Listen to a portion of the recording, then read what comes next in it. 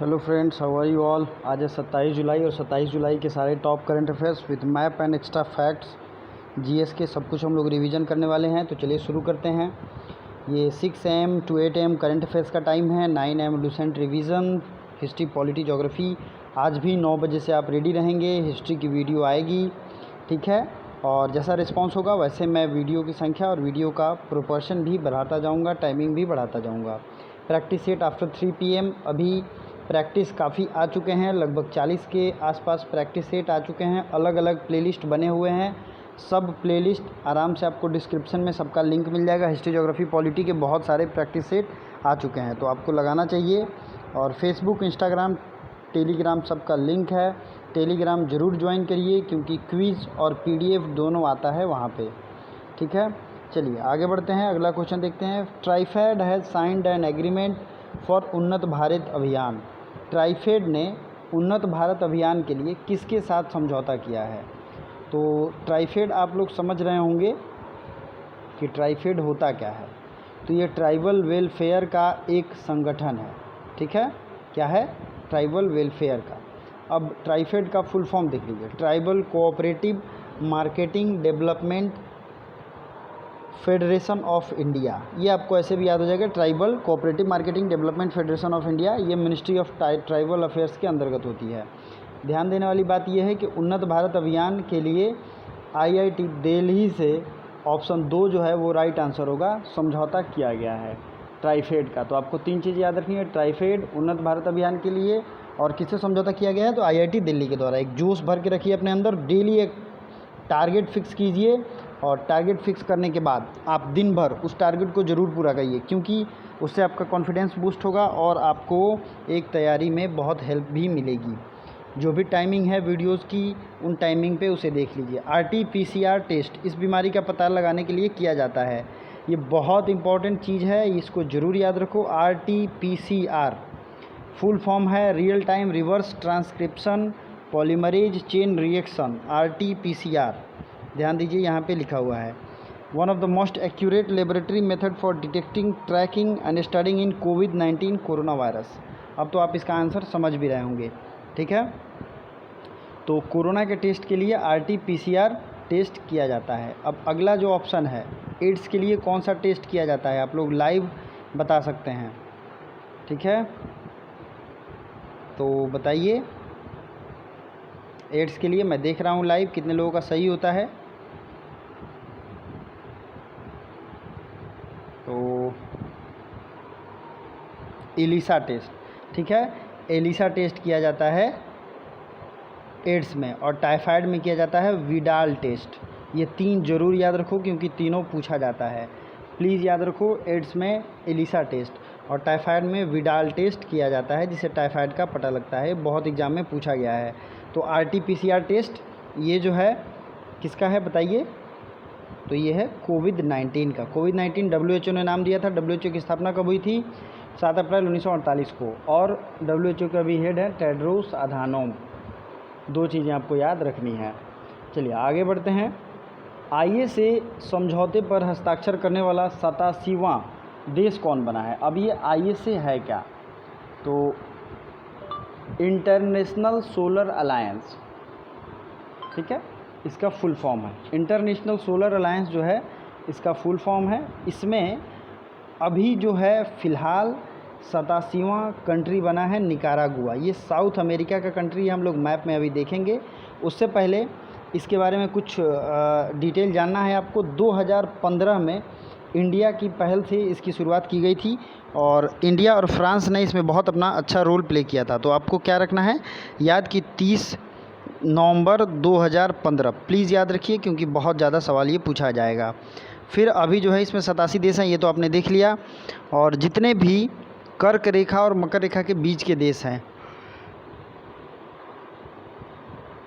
जिनमें सनलाइट बहुत तीखा पड़ता है, वहीं सोलर लाइट का यूज़ कर सकते हैं।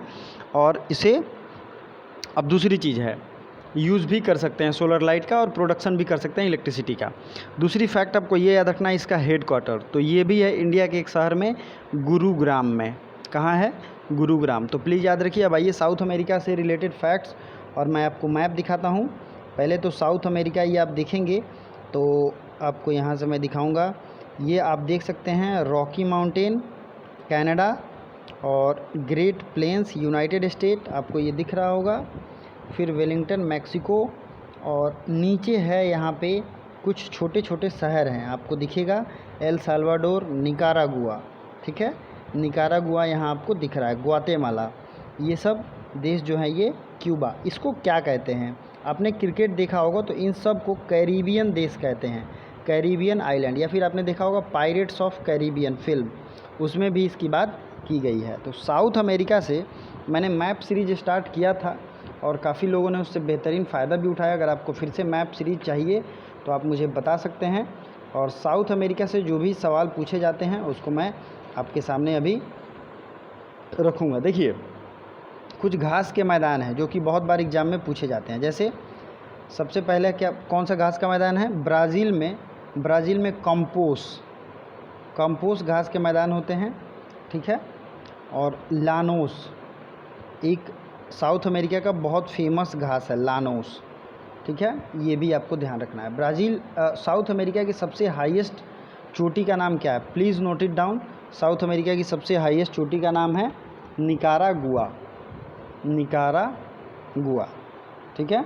और सबसे लोएस्ट पॉइंट का क्या नाम है बताइए? सबसे लोएस्ट पॉइंट का नाम क्या है? तो आई होप आपको याद होगा।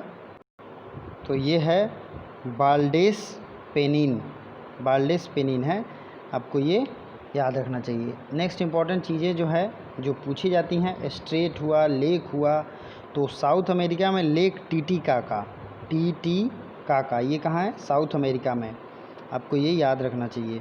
अगला जो है इम्पोर्टेंट फैक्ट, इम्पोर्टेंट सिटीज़ में आपने देख चुका है, ये एक तरीके से पराग्वे हुआ,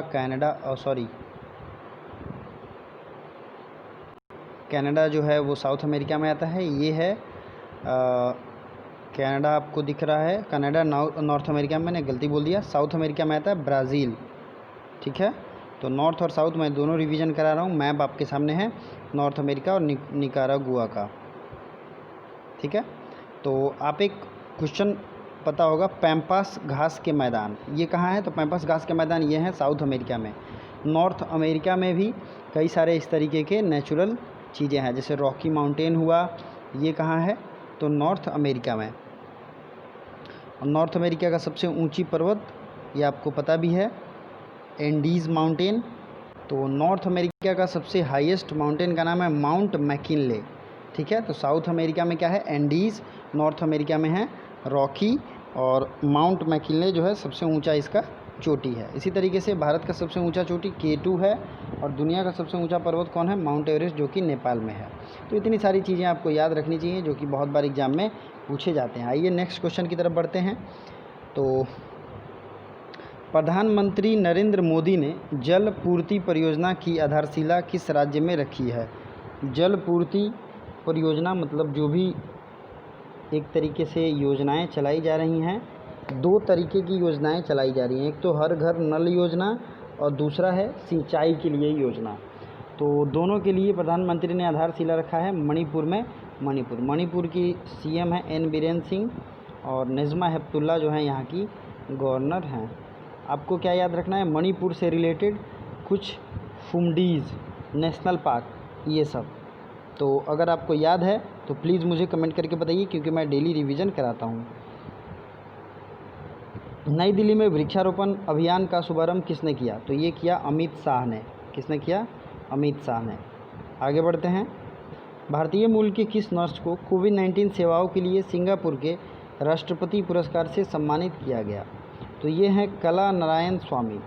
इनको इनके सेवाओं के लिए कोविड-19 में प्रेसिडेंट मेडल दिया गया है। कहाँ? सिंगापुर में। सिंगापुर की राजधानी है सिंगापुर सिटी, और डॉलर यहाँ की करेंसी है, ठीक है।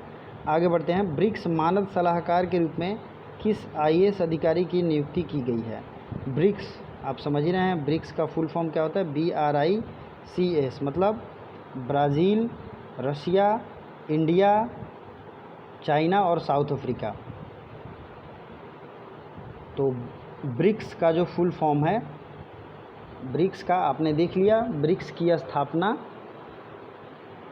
कब हुई थी बताइए, देखता हूँ कितने लोगों को याद है। तो ब्रिक्स की स्थापना हुई थी 2006 में औपचारिक रूप से। उस समय इसमें एस नहीं था, मतलब साउथ अफ्रीका नहीं था। इसके बाद 2010 में साउथ अफ्रीका भी इसमें जुड़ गया है, तो इसे ब्रिक्स कहते हैं। और ये दुनिया का एक तरीके से अगर बात करें तो मूल रूप से ये सबसे ज़्यादा जीडीपी कवर करता है, लगभग दुनिया का 40% जीडीपी कवर करते हैं मात्र ये ब्रिक्स के कंट्रीज़। और ब्रिक्स ने अभी रिसेंट में न्यू डेवलपमेंट बैंक एक बनाया था, जिसे ब्रिक्स बैंक भी कहते हैं। तो न्यू डेवलपमेंट बैंक का हेडक्वार्टर कहाँ है? बीजिंग में। और सबसे पहले प्रेसिडेंट जो थे ये भारत के ही थे, केवी कामत। तो आपको ये चीज़ें याद होंगी, ठीक है।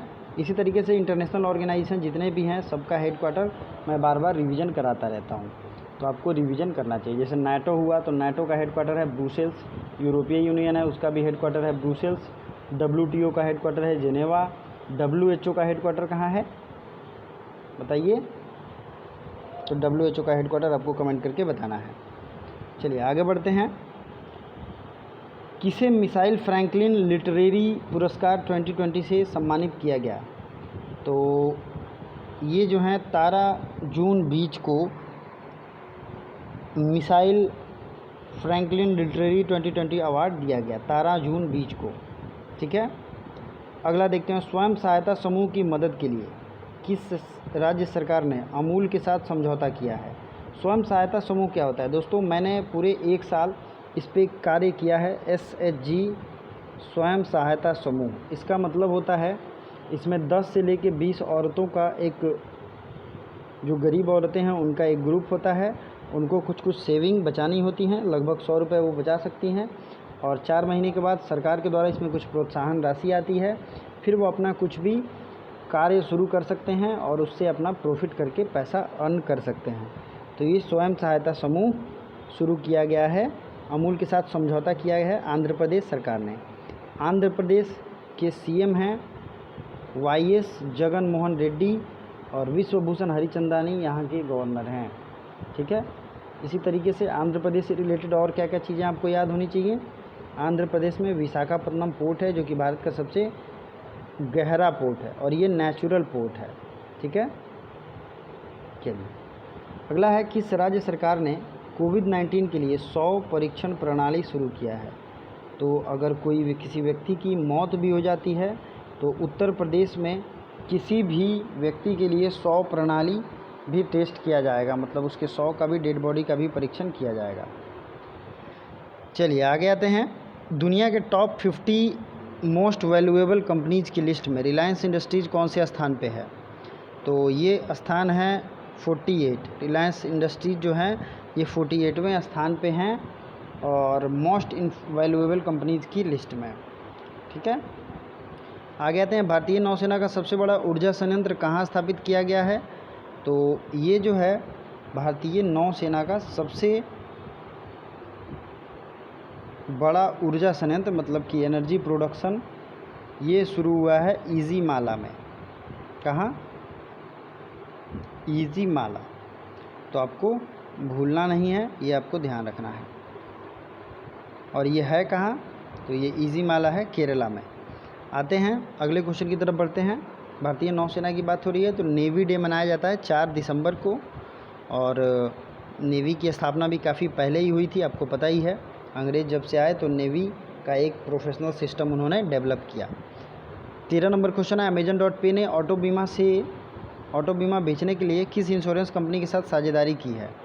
तो Amazon.Pay ने ये जो है ACO जनरल इंश्योरेंस के साथ साझेदारी की है। और ये ACO जनरल इंश्योरेंस क्या है? तो ये एक इंश्योरेंस कंपनी है।